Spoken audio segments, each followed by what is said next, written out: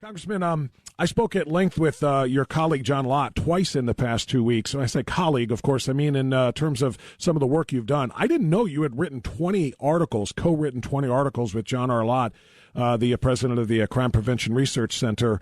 But we were talking about this new national red flag resource center that the Department of Justice is endeavoring to create, and you and he wrote a piece opposing this, and so I'm glad to have you on to kind of follow up on what he and I talked about. Can you give us your summary of why this red flag center is unconstitutional, Congressman? Yeah, first of all, John Lott's amazing. He's not a congressman, but he is a colleague, and we have written a lot of papers together. You know, down in Nashville, when somebody tries to rip off the songwriter, they say they add a word and get a third of the royalties. It's called add a word, get a third. That's kind of that's how I go with John Lott. Like he writes a rough draft and then I tune it up for him. But we have co-authored a lot of papers because he comes with facts. He comes with numbers. He's a human encyclopedia. He's literally taken on Bloomberg, the whole anti-gun front by himself. He's written multiple books. And this latest thing that really troubles us is this National Red Flag Center.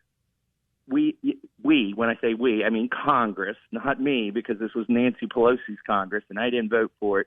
But a few years ago, they put money in so that the feds could send money to the states that ran red flag programs.